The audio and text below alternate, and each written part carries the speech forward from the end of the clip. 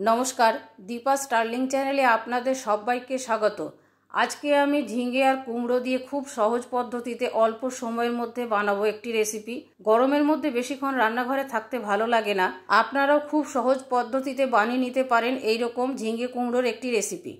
खेते असाधारण लागे। देखे नेওয়া যাক अल्प समये झिंगे कुमड़ोर एई रेसिपि बानानोर भिडियोटा। आमी एखाने 500 ग्राम झिंगे लम्बा लम्बा करे केटे धुए रेखेছি और निয়েছি 500 ग्राम कुमड़ो। कुमड़ोटाও डुमो डुमो करे केटे रेखेছি।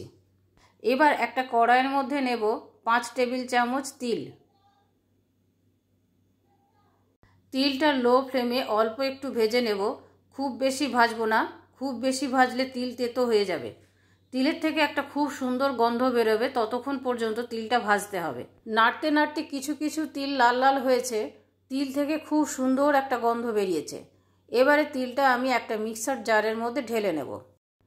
সাথে দেব 3টে কাঁচা লঙ্কা। ঠান্ডা হয়ে গেলে একটু জল দিয়ে পেস্টটা আমি বানিয়ে নেব।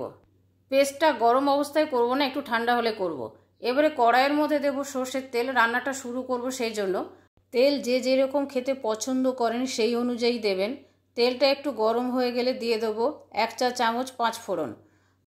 5 ফোড়নটা 15 সেকেন্ডের মতো ভেজে নেব। 5 ফোড়ন থেকে চটচট আওয়াজ উঠছে। দেব কুমড়ো টুকরোগুলো। কুমড়োগুলো আগে ভালো করে ভেজে নেব। ঝিঙে দিলে ঝিঙে থেকে প্রচুর পরিমাণে জল বেরোয়, তখন আর কুমড়োটা ভালো মতো ভাজা যাবে না। কুমড়োটা লাল লাল করে ভাজা হয়ে গেছে। এখন এর মধ্যে দিয়ে দেব ঝিঙে টুকরোগুলো।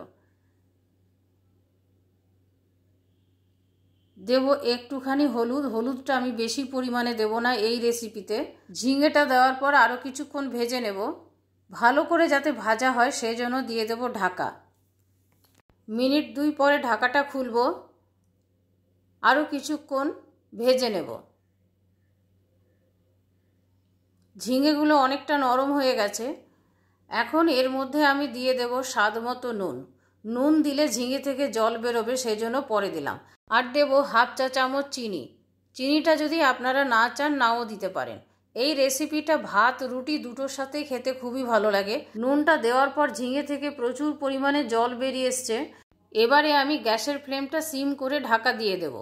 একই সাথে সবজিগুলো সেদ্ধও হবে, জলটাও শুকিয়ে যাবে। মিনিট 3 পরে ঢাকাটা খুলব, জল অনেক শুকিয়ে গেছে। এখন আমি চেক করে নেব কুমড়োগুলো সেদ্ধ হয়েছে কিনা। ঝিঙে দেখেই বোঝা যাচ্ছে সেদ্ধ হয়ে গেছে। কুমড়ো খুব সুন্দর সেদ্ধ হয়েছে। এর মধ্যে পেস্ট করে রাখা তিলটা দিয়ে দেব, সাথে দেব একটু জল। ভালো করে মিশিয়ে নেব সমস্ত কিছু। আপনারা চাইলে এর সাথে আলুও দিতে পারেন। রান্না এমনই একটা জিনিসই 19-20 ভাবে ব্যবহার করলে টেস্ট চেঞ্জ হয়ে যায়। আপনারা যদি তিল কাঁচা দেন তার একটা টেস্ট, আর তিলটা একটু ভেজে দিলাম, স্বাদটা সম্পূর্ণ পাল্টে গেল। এই রেসিপিটা রুটির সাথে খেতে অসম্ভব ভালো লাগে। তরকারিটা ফুটে ওঠার পর নাড়াচাড়া করে একটু শুকিয়ে নেব। যদি আপনারা গ্রেভি পছন্দ করেন তাহলে শুকোনোর দরকার নেই, আমি একটু শুকিয়ে নিলাম।